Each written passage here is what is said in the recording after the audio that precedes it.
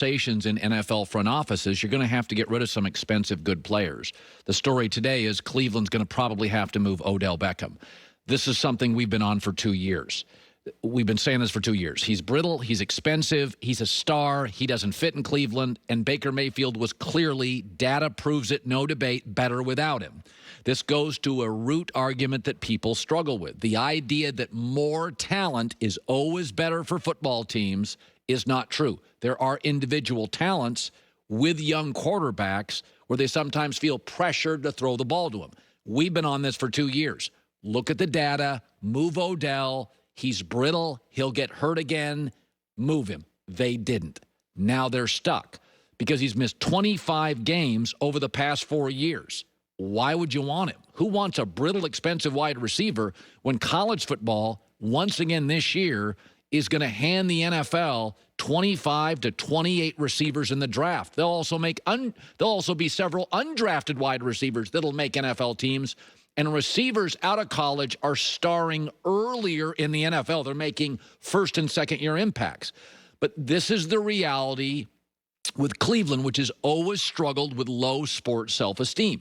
They care deeply about what you think of them and what the media thinks of them. If I do any Cleveland rant, it always gets huge hits. Why? Because they care. I can rip successful sports teams. Nobody cares. Inner scoreboard, outer scoreboard. A lot of guys say they're confident. Outer scoreboard, they're very insecure. Inner scoreboard people don't have to tell you how great they are.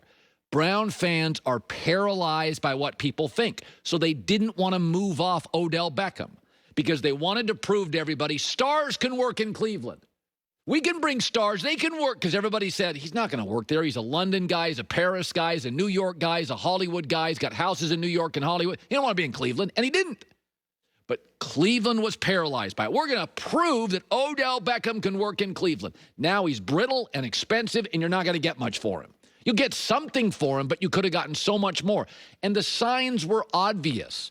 Like last year, it's no longer disputable. Of the 9 receivers, the 9 top receivers Baker Mayfield targeted last year, Odell Beckham was last in passer rating and completion percentage from Baker. That means Baker's completion percentage was lower throwing to Odell than any other player, and his passer rating was lower than throwing to any other player. It's not even disputable now. He forces the ball to Odell Beckham. But this is why it's really important in the NFL to not worry about what other people think of you. This is something we've been banging on for 2 years. Odell wasn't a great fit. Baker was forcing the ball to him. A little bit like Dak and Dez. Remember the Cowboys moved off him. Dak felt like he had to get the ball to Dez, and Dak's numbers were fine without Dez once he got Amari Cooper.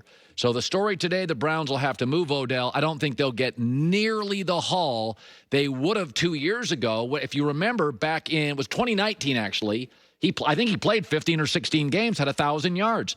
That was the time to move him. But they wanted to prove stars work in Cleveland. We're going to prove.